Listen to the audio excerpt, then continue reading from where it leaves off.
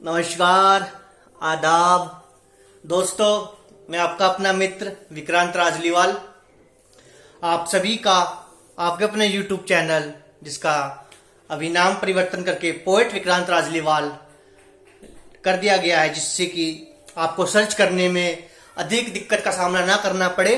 इसके साथ ही आपके अपने YouTube चैनल का कस्टम URL भी है, जो चैनल के ही नाम से पोएट विक्रांत राजलीवाल है।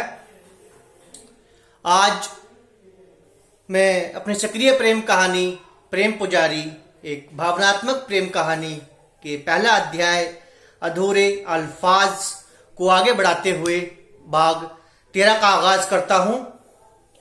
अपनी एक विस्तृत नज़म पहली नज़र के एक शेर के साथ, जिससे आप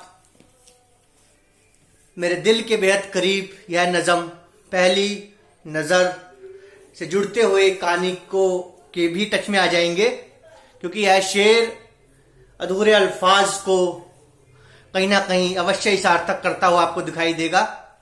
तो आगाज करता हूं मैं भाग 13 का अधूरे अल्फाज पहला अध्याय। दिखलाती है जिंदगी हर कदम पर करीब से अपना रंग, बतलाती है खूने जिगर की वो अधूरी दास्तान हर रंग से अपने। दिखलाती है जिंदगी हर कदम पर करीब से अपना रंग, बतलाती है खूने जिगर की वो अधूरी दास्तान हर रंग से अपने। दे देती है दर्द कोई बिछड़ा फिर से, आता है बदल कर रूप सामने फिर से वो दर्द। यह शेर था पहली नजर। और अब प्रेम पुजारी, एक भावनात्मक प्रेम कहानी पहला अध्याय पहला प्रेम प्रसंग अधूरे अल्फाज भाग 13।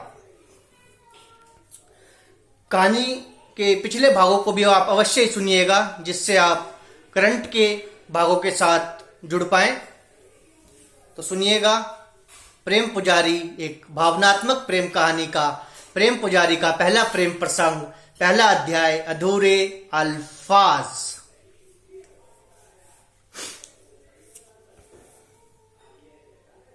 प्यारे के द्वारा अपनी शंका की यूं इस प्रकार से प्रातःकालीन अंधेरे में हमें यूं इस प्रकार से बंजारों के डेरे पर जाना ठीक ज्ञात नहीं होता को जाहिर करने के उपरांत आगे सुनिएगा, जिसके प्रत्युत्तर में सुरजीत और काकू एक साथ। ऐसा क्यों प्यारे? प्यारे बस यूं ही मित्र। तभी उन्हें कुछ दूरी पर कुछ महिलाओं के हंसने का स्वर सुनाई देता है।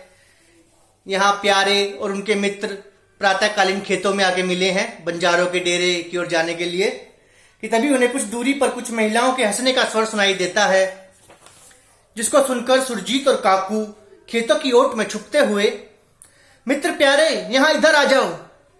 प्यारे कुछ चौंकते हुए, परंतु क्यों मित्र?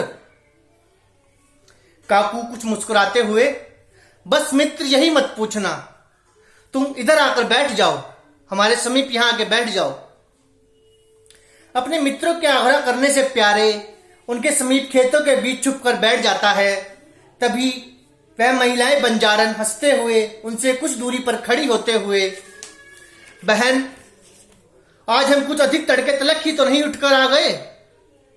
दूसरी बंजारन, रात के साग का असर है बहन, आओ यहीं सामने की क्यारी में बैठकर हल्के हो लेते हैं। दूसरी ओर प्यारे, मित्रों यह सब तो यहीं सामने ही बैठ गई हैं, मुझे यह सब कुछ ठीक नहीं लगता। सुरजीत, मित्र चुपचाप बैठे रहो, अन्यथा बहुत पिटाई हो सकती है। कुछ समय उपरांत जब सभी बंजारन नित्य क्रिया से निवृत्त होकर चली जाती हैं, तब प्यारे कुछ क्रोधित स्वर से, मित्रों मुझे यह सब कुछ ठीक नहीं लगता, तुम ही जाओ वहां बंजारों के डेरे पर, मुझे क्षमा करे, मुझसे यह सब ना हो पाएगा। तभी झुम्मन लाल छलिया, काका ऐसा ही कुछ मेरे साथ भी हुआ था, जब मुझे एक सुंदरी के साथ गांव मोहल्ले के लोगों ने एक बगिया में पकड़ लिया था, तभी से आसपास के सभी जन मुझे छलिया कहकर बुलाने लगे। तभी कमसिन शीला मुस्कुरा मासूमियत के साथ, काका फिर क्या हुआ, आगे का किस्सा बताओ। प्रेम पुजारी उसी प्रकार से एक संजीदगी के साथ, एक चांद रात में प्यारे बाहरी मैदान के बंजारों वाले उस भव्य मेले की ओर से घर की ओर वापस आते हुए अचानक से उसके कानों में एक मधुर स्त्री संगीत सुनाई देता है, जो कि पास के एक माटी के ऊंचे से टीले की ओर से आ रहा था कि सुन रे वैरागी सुन रे रसिया ओ मेरे प्रेमी, सुन सुन सुन तू सदा मेरे वियोग की, सुन रे रसिया ओ मेरे प्रेमी।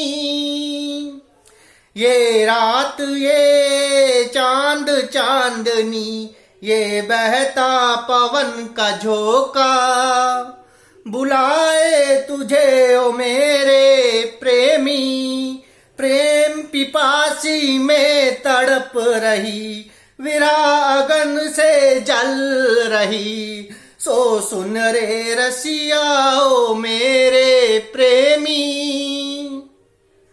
हाँ, उस संगीत के बोल कुछ कुछ यूं ही थे। उस चांद रात में शीतल चांदनी में बिरजू प्यारे ना चाहते हुए भी उस विरह संगीत की ओर आकर्षित हो जाता है और न जाने कैसे उसके पग स्वतः ही उस ओर बढ़ चले जाते हैं। जैसे जैसे बिरजू प्यारे उस विरह संगीत की ओर बढ़ रहा था, वैसे वैसे वह विरह संगीत के स्वर तीव्र कुछ और तीव्र होते जाते हैं और उसी के साथ एक छाया उसको दिखाई देने लगती है, जो हर बढ़ते कदम के साथ स्पष्ट कुछ और स्पष्ट होते हुए एक अत्यंत ही सुंदर स्त्री का रूप धारण कर लेती है, जो स्पष्ट कुछ और स्पष्ट होते एक सुंदर स्त्री का रूप धारण कर लेती है। बिरजू उस सुंदर स्त्री जिसने एक बेहद महीन श्वेत धोती नुमा वस्त्र को अपने मदमस्त यौवन पर लपेट रखा था, जिसमें से उसके वक्ष यानी कि छाती के वह उभार कुछ कुछ बाहर की ओर स्पष्टता से दिखाई देते थे। बिरजू सहज ही उस सुंदर स्त्री की ओर आकर्षित हुए जा रहा था, परंतु यह कहना कुछ कठिन था कि वह उस संगीत की ओर अधिक आकर्षित था, जहाँ उसकी उस सुंदरता और मदमस्त यौवन और उन शारीरिक उभारों के प्रति जो उसको प्रत्येक क्षण स्वयं के होने का एक एहसास करवा रहे थे। तभी बिरजू सुंदर स्त्री के समीप बैठकर उस विरह संगीत का आनंद प्राप्त कर ही रहा था कि अभी बिरजू उस सुंदर स्त्री के समीप बैठकर उस विरह संगीत का आनंद प्राप्त कर ही रहा था कि तभी वह विरह संगीत अचानक से बंद हो जाता है और फिर शेष अगले भाग में। उम्मीद करता हूं आपको अधूरे अल्फाज पहला अध्याय अवश्य पसंद आ रहा होगा और जैसे जैसे कहानी का अध्याय आगे बढ़ेगा वैसे वैसे आपको और भी अन्य रोमांचक दृश्य सुनने को प्राप्त होंगे। और इस अध्याय में आपके लिए एक छोटा सा विरह संगीत भी मैंने लिखा है, वो भी आपको अवश्य ही पसंद आया होगा।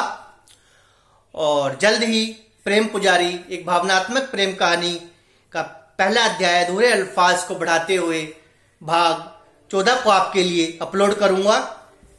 इसके साथ ही आप सभी से नम्र निवेदन करना चाहूंगा कि यदि आपको अधूरे अल्फाज अध्याय पसंद आ रहा है तो कृपया वीडियो को लाइक कीजिए, अधिक से अधिक मित्रजनों के साथ साझा कीजिए और जिन भी शुभचिंतकों ने अभी तक चैनल को सब्सक्राइब नहीं किया है कृपया अभी चैनल को सब्सक्राइब कर अपने मित्र विक्रांत राजलीवाल को अपना असीम प्रेम मोहब्बत और आशीर्वाद प्रदान कीजिए। धन्यवाद।